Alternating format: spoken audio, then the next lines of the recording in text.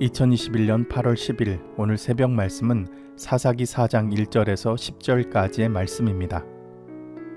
에웃이 죽으니 이스라엘 자손이 또 여호와의 목전에 악을 행하매 여호와께서 하솔에서 통치하는 가나안 왕 야빈의 손에 그들을 파셨으니 그의 군대 장관은 하로셋 학고임에 거주하는 시스라요. 야빈 왕은 철병거 900대가 있어 20년 동안 이스라엘 자손을 심히 학대했으므로 이스라엘 자손이 여호와께 부르짖었더라. 그때 랍비도세 아내 여선지 드보라가 이스라엘의 사사가 되었는데 그는 에브라임 산지 라마와 베델 사이 드보라의 종려나무 아래 거주하였고 이스라엘 자손은 그에게 나아가 재판을 받더라. 드보라가 사람을 보내어 아비노암의 아들 바락을 납달리 게데스에서 불러다가 그에게 이르되 이스라엘의 하나님 여호와께서 이같이 명령하지 아니하셨느냐. 너는 납달리 자손과 스불론 자손 10,000명을 거느리고 다볼산으로 가라. 내가 야빈의 군대 장관 시스라와 그의 병거들과 그의 무리를 기손강으로 이끌어 내게 이르게 하고 그를 내 손에 넘겨주리라 하셨느니라.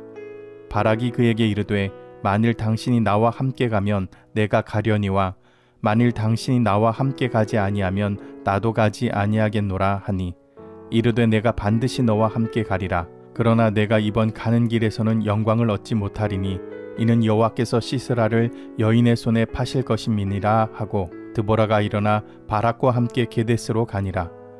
바락이 스불론과 납달리를 게데스로 부르니 10,000명이 그를 따라 올라가고 드보라도 그와 함께 올라가니라. 본문 1절을 보면 에웃이 죽으니 이스라엘 자손이 또 여호와의 목전에 악을 행하매 라고 말합니다. 왼손잡이 사사 에웃이 모압 왕으로부터 이스라엘을 구한 후에 이스라엘 백성은 80년 동안 평안을 누렸습니다. 30년을 한 세대로 볼 때 두 세대가 넘는 시간 동안 하나님의 보호를 받으며 하나님을 섬기도록 교육받았을 텐데 에웃이 죽자 다시금 이스라엘 백성들은 하나님을 배반하고 우상을 섬깁니다. 하나님만을 섬기고 하나님만을 의지하도록 교육하기에 충분했던 시간이었지만 그렇지 못한 부분이 참으로 안타깝습니다. 본문은 오늘을 살아가는 우리들에게 우리들의 자녀들, 다음 세대들이 시대의 정신과 문화에 휘둘리지 않고 복음을 따르고 하나님만을 섬길 수 있는 세대가 될 수 있도록 준비하는 것이 얼마나 중요한 일인지 잘 보여주고 있습니다. 이스라엘 백성이 하나님을 다시 배반하게 되자 하나님께서는 이번에는 가나안 왕 야빈의 손에 그들을 파셨습니다. 야빈은 900대의 철병거를 소유했을 정도로 군사력이 막강했습니다. 반면에 이스라엘 백성은 변변한 무기조차 없었습니다. 당시의 철병거라고 한다면 지금의 탱크와 견줄 수 있습니다. 제대로 된 총 한 자루 없는 나라를 900대의 탱크를 앞세워 쳐들어왔으니 당해낼 재간이 없습니다. 이스라엘은 그렇게 20년 동안 심한 학대를 받아야 했습니다. 이런 엄청난 무력 앞에서 이스라엘 백성들이 스스로 벗어날 수 있는 가능성은 희박했습니다. 오직 하나님만이 이스라엘 백성들을 구원하실 수 있었습니다. 하나님은 악행하는 이스라엘 백성들을 벌하시지만 그들의 부르짖음을 들으시고 구원하시는 모습을 볼 수 있습니다. 고통 속에서 신음하는 이스라엘 백성들을 구원하시기 위해서 일할 사람을 따로 세우십니다. 이를 통해서 하나님께서 부르시는 사람, 하나님께서 사용하시는 사람은 어떠한 사람인지 함께 살펴보고 묵상하는 시간 되기를 바랍니다. 첫 번째로 하나님의 부르심에는 차별이 없습니다. 하나님은 이스라엘 백성을 구원하시기 위해서 새로운 사사를 세우셨습니다. 본문 4절과 5절 말씀입니다. 그때 랍비도세 아내 여선지자 드보라가 이스라엘의 사사가 되었는데 그는 에브라임 산지 라마와 베델 사이 드보라의 종려나무 아래 거주하였고 이스라엘 자손은 그에게 나아가 재판을 받더라 라고 했습니다. 사사의 주원문은 재판이었습니다. 신명기 17장에 보면 하나님께서는 이스라엘 백성들 간에 시시비비를 가리기 어려운 일이 생겼을 때 하나님께서 택하신 장소로 올라가서 재판관에게 재판을 받으라고 하셨습니다. 그리고 그 판결에 따르라고 하셨습니다. 만일 그 판결에 따르지 않으면 그 사람을 죽여서 이스라엘 중에서 악을 제하여 버리라고 하셨습니다. 이것은 이스라엘 백성들이 무법하게 행하지 않도록 하기 위해서 하나님께서 명령하신 방법이었습니다. 따라서 사사들은 주로 이러한 재판을 하는 일이 주 업무였습니다. 그런데 본문에서는 여선지자 드보라가 사사가 되었다고 했습니다. 당시 남성 중심의 가부장적인 사회 속에서 여성이 사사가 되어 백성을 재판한다는 자체가 매우 드문 일이었습니다. 하지만 이스라엘 사람들이 드보라에게 와서 재판을 받았다는 것은 드보라가 하나님께서 세우신 사사, 재판관임을 알려주는 것이었습니다. 그리고 드보라가 거주했던 드보라의 종려나무 아래는 하나님께서 택하신 장소였음을 알 수 있습니다. 당시 가부장적인 사회 속에서는 매우 드문 일이었기는 하지만 그럼에도 하나님께서는 남성과 여성을 차별하여 부르지 않으십니다. 이렇게 하나님은 하나님의 뜻에 합당한 사람, 하나님의 말씀을 그대로 따르는 사람을 부르십니다. 예수님께서 제자들을 부르실 때도 제자들은 주저없이 주님을 따랐습니다. 물론 제자들은 예수님의 말씀과 사역을 제대로 이해하지 못했지만 기본적으로 예수님께서 하신 말씀을 그대로 따르려는 마음이 있었습니다. 그러니까 유대인들이 끔찍하게 싫어했던 사마리아 지역도 예수님을 따라 내려갔던 것입니다. 오늘을 살아가는 우리들은 하나님의 말씀이라면 주저하지 않고 따르려는 마음이 있는지 다시 한번 묵상하는 시간 되기를 바랍니다.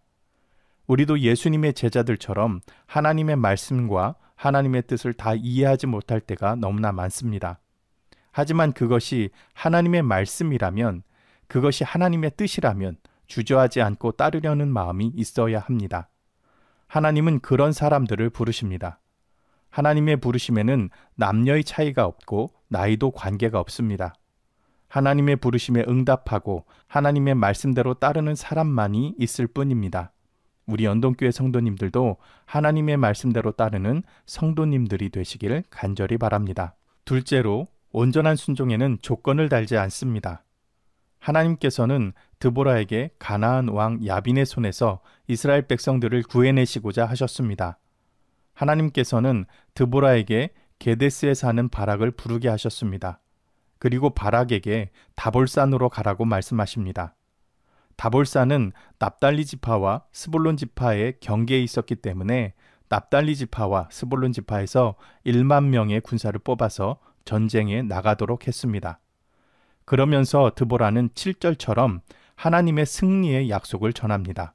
내가 야빈의 군대 장관 시스라와 그의 병거들과 그의 무리들을 기손강으로 이끌어 내게 이르게 하고 그를 내 손에 넘겨주리라 하셨느니라 라고 말입니다. 하지만 바락이 상대해야 할 군대는 철병거를 무려 900대나 거느리고 있었던 가나안 왕 야빈의 군대 장관 시스라였습니다. 제대로 된 군사훈련조차 되지 않았던 사람들로 이런 군대와 맞서 싸운다는 것은 계란으로 바위치기와 다를 바가 없었습니다. 바락의 입장에서는 너무나도 두려운 일이었습니다. 하나님의 승리의 약속보다 현실이 너무나도 커 보였습니다. 그래서 바락은 드보라에게 8절과 같이 요청합니다. 만일 당신이 나와 함께 가면 내가 가려니와 만일 당신이 나와 함께 가지 아니하면 나도 가지 아니하겠노라 라고 말입니다. 이 일이 자신의 믿음으로는 감당할 수 없을 만큼 큰 일이라고 생각했기 때문에 하나님께서 세우신 사사를 의지하고 싶은 마음이었을 것입니다. 드보라는 그런 바락의 마음을 잘 알고 있는 듯 했습니다. 그리고는 바락과 함께 가겠다고 약속하지만 승리의 영광은 다른 사람의 손에 넘어갈 것임을 말합니다. 이후에 등장할 야엘이라는 여인의 활약에 대한 예언이었습니다. 만일 바락이 현실을 보지 않고 하나님의 말씀에 전적으로 순종했다면 하나님의 구원의 승리를 직접 체험하고 승리의 영광을 얻게 되었을 것입니다. 하지만 바락은 드보라와 함께 가야만 한다는 조건을 달았기 때문에 그 승리의 영광은 다른 사람의 손으로 넘어가게 되었습니다. 하나님께서 우리에게 맡기신 일들은 쉬운 일들만 있는 것이 아닙니다. 때로는 두려운 일, 때로는 힘겨운 일들도 있습니다. 그럼에도 하나님께서 우리에게 그런 일들을 맡기시는 것은 이 일을 통해서 기쁨을 얻고 하나님을 향한 믿음이 더욱 견고해지며 성숙해질 수 있기 때문입니다. 오늘 본문의 바락처럼 이러한 기회를 놓쳐버리는 안타까운 일들이 우리 성도들에게는 일어나지 않기를 간절히 바랍니다. 바락이 이끌어야 할 군대는 그야말로 오합지졸과 같았습니다. 그럼에도 하나님은 그런 연약한 사람들을 들어 쓰십니다. 이것은 구원함이 사람의 힘에 달려있지 않고 오직 하나님께 달려있음을 보여주기 위함이었습니다. 질그릇과 같은 우리들이 하나님께 쓰임받는 것은 하나님의 구원하심을 직접 보고 참여할 수 있는 특권을 받은 것입니다. 오늘날 그리스도인으로 살아간다는 것은 마치 시스라 앞에 선 바락과 같은 모습입니다. 하지만 승리는 하나님의 것입니다. 분명 현실은 두렵고 떨리지만 하나님의 승리의 약속을 믿고 담대하게 그리스도인의 삶을 살아가시는 복된 성도님들 되시길 간절히 바랍니다. 함께 기도하시겠습니다. 구원의 하나님, 우리가 그리스도인으로 살아간다는 것이 매우 힘겹고 어려운 시절을 보내고 있습니다. 질그릇과 같이 연약한 우리들의 힘과 능력으로는 거친 세상을 이겨낼 수 없음을 고백합니다. 이렇게 힘들고 어려운 시기에 그리스도인으로 살아가도록 하신 것은 하나님의 구원의 승리에 참여하고 그 승리를 경험케 하시기 위함임을 믿습니다. 주님의 구원의 계획에 우리의 생각과 계획을 조건으로 내세우지 않게 하여 주시고 순종함으로 나아가는 우리들이 되게 하여 주시옵소서. 예수님의 귀하신 이름으로 기도드리옵나이다. 아멘.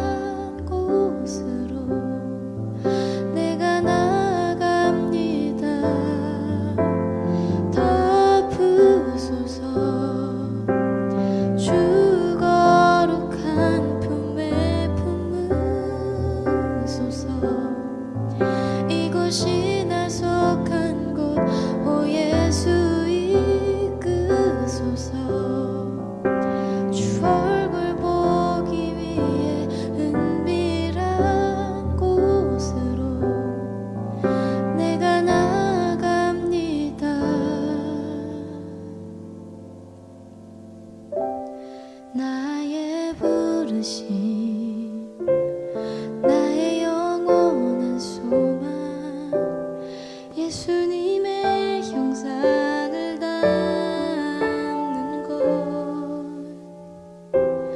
나의